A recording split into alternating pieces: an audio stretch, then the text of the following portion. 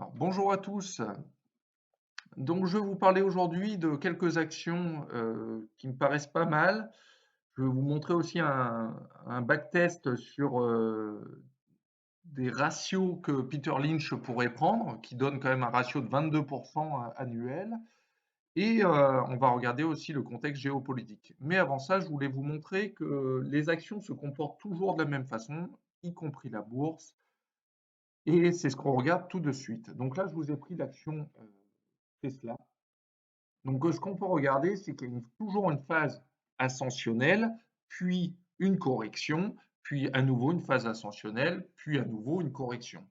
Là, lorsqu'on regarde sur le long terme, comme là, hein, sur 5 ans, on peut voir que parfois le RSI est au-dessus des 70 et parfois il touche ou il est en dessous des 30. C'est les moments qui sont à privilégier pour acheter une action. Donc là, pareil, on va prendre Apple. Regardez, si je prends un point qui est en bas du MACD et en bas du RSI, c'était une bonne opportunité pour acheter Apple. Je ne vous dis pas d'acheter Tesla et Apple. Moi, c'est deux actions que je ne peux pas acheter, qui pour moi sont trop chères. Mais voilà, c'est pour vous montrer que ce sont des moyens pour savoir si c'est le bon moment ou non pour acheter une action. Maintenant, le contexte géopolitique et surtout le 10 ans sur 2 ans qui nous permet de savoir si l'argent est cher. Lorsque la courbe baisse comme ça et qu'elle s'inverse, ça veut dire que l'argent à court terme devient de plus en plus cher. Et les dernières fois où il y a eu une inversion de courbe, ça a été sur les différents cracks. Donc là, vous voyez qu'on descend quand même pas mal. Donc, je vais vous donner des idées d'action, mais pour moi, je trouve qu'on est sur une fin de cycle. Voilà. Alors là, je vous ai mis le back test de Peter Lynch. Alors, ça vous met plusieurs actions. Lorsque vous prenez les 12 meilleures actions qui sont affichées là, en plus dans l'ordre, je suis sympa, vous avez un rendement de 22% par an. Voilà. Donc, je ne vous dis pas de les acheter, mais en tout cas, ça peut être une bonne opportunité de prendre ces actions qui ont été backtestées, bien sûr, avec les ratios de Peter Lynch. Moi, je vous ai trouvé d'autres actions qui ont pas mal corrigé. On voit qu'on est sur une fin de correction et je ne vous ai pas mis du pétrole et de l'or pour une fois, je vous ai mis d'autres choses. Digital. EV sur EBITDA qui est très bon.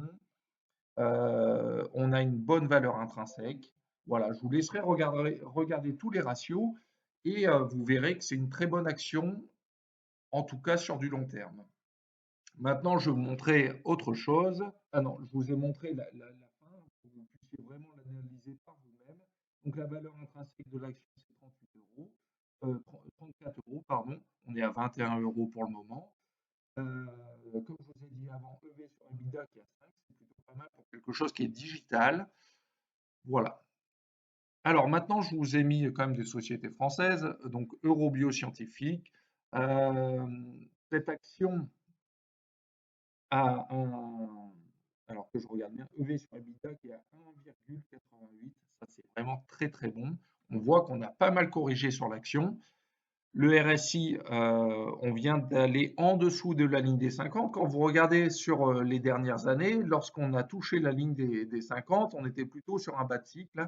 Donc, ça peut être une bonne idée de prendre maintenant. Et quand on regarde sur le MACD, on voit qu'on a fait une grosse baisse et qu'on va bientôt aller toucher la ligne du zéro. Et ça va être le moment de pouvoir reprendre cette action Robio Scientifique.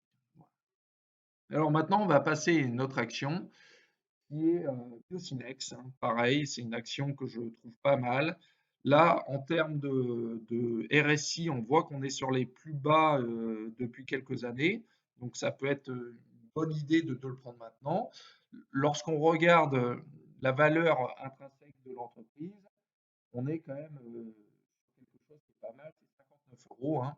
Donc voilà, c'est une bonne idée à mon avis de la prendre, cette entreprise. Et puis, je vous parlais du marché russe. Voilà le genre de choses que moi j'achète.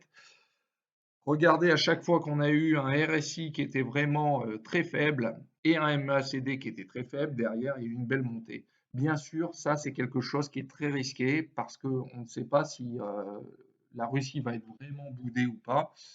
Moi, ce que je pense, c'est que le commerce et l'économie prennent toujours l'ascendant et qu'on est dépendant des Russes et que le marché russe, pour la plupart, c'est du pétrole, du gaz, et qu'aujourd'hui, avec le tarif du pétrole et du gaz, et on ne veut forcément pas avoir une augmentation énorme, donc on va se tourner quand même vers les Russes. Moi, je le vois comme ça. Le jour où il va y avoir un cessez-le-feu entre la Russie et l'Ukraine, on risque d'avoir une belle hausse. Bien entendu, attention, il faut attendre que la baisse se termine. Voilà. Je vous dis merci et à bientôt.